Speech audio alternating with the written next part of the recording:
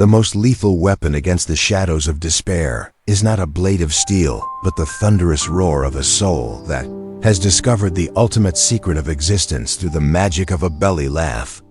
In the ancient heart of China, there once wandered 3 nameless monks who carried no scriptures and spoke no sermons, yet they became the most beloved spiritual teachers the land had ever known. These men were not interested in the heavy chains of ritual or the complex riddles of philosophy, because they had discovered a cosmic truth that made all other words seem like dust in the wind. They traveled as a trio of joy across the vast plains and through the crowded marketplaces of every province, never stopping to build temples or gather disciples in the traditional way. Their presence was like a sudden surge of electricity in a world that had grown cold and gray with the burdens of survival and the endless worries of the mind. They would enter a busy village square where people were haggling over prices and arguing over petty grievances, and they would simply stand in the very center of the chaos. Without saying a single word, one of the monks would begin to chuckle softly, as if he had just remembered the funniest joke in the history of the universe. Soon the second monk would join him with a deep and resonant boom of laughter that shook his very foundation, while the third monk would erupt into high-pitched shrieks of pure, unadulterated delight. The sound was so raw and so infectious that it acted like a psychic fire spreading through the crowd until the merchants forgot their greed, and the laborers forgot their exhaustion, and the children stopped their play to join in the symphony of mirth. Within minutes, the entire square would be transformed into a sea of shaking shoulders and bright eyes as the collective energy of the village was lifted into a state of absolute grace. The 3 laughing sages communicated a profound message without ever opening their mouths for a lecture or a prayer, because their laughter was their only teaching.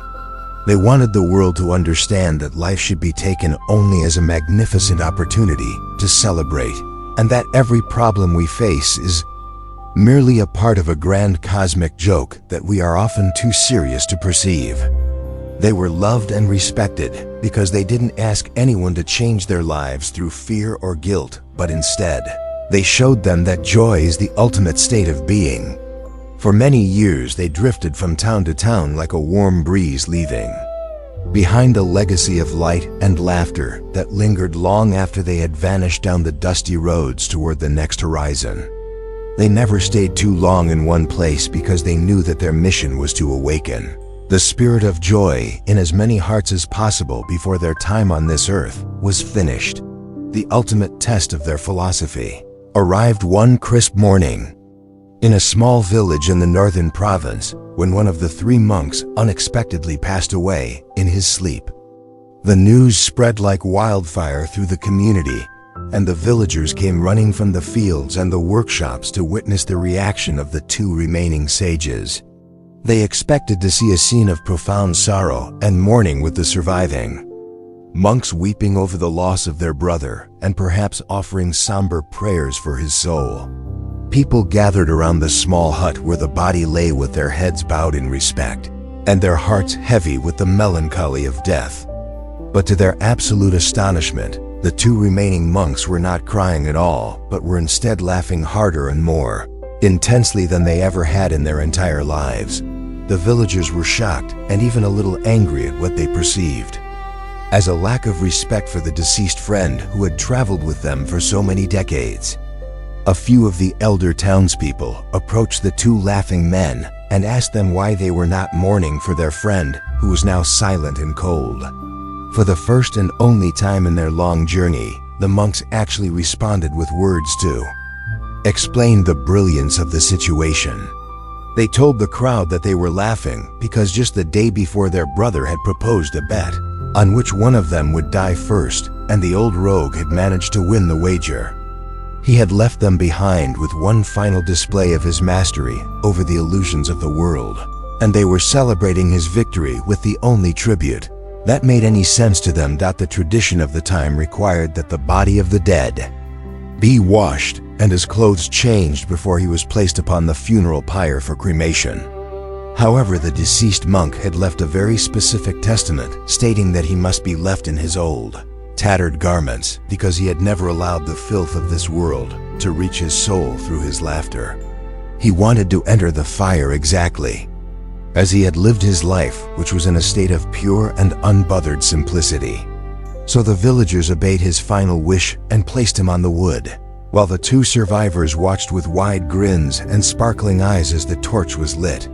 As the flames began to lick the edges of the monks' old robes, something miraculous happened that no one in the village would ever forget.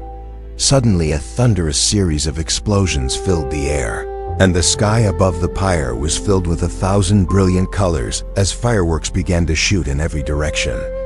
The old monk had hidden a massive collection of fireworks inside his pockets and beneath his robes as a final surprise for those he left behind. He had turned his own death into a spectacular celebration of light and sound, proving that even the end of a physical life is nothing more than another chance to spark joy. The villagers who had been standing in somber silence suddenly found themselves erupting into laughter alongside the two sages as they realized the depth of the lesson they had been taught. They saw that the only reason we are truly here on this earth is to experience the ecstasy of existence and to never let the problems of life steal our capacity for happiness. This story of the three laughing monks serves as a powerful reminder that our internal state of being is our most valuable possession, and that joy is the most sincere form of prayer we can offer.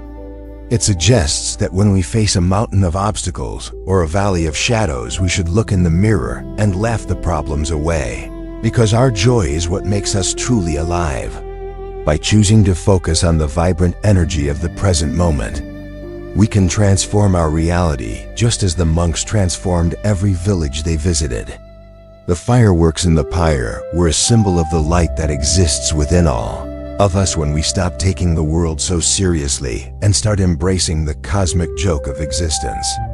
We must learn to protect our dreams and our peace in the silence of our own hearts, while letting our laughter be the evidence of our strength.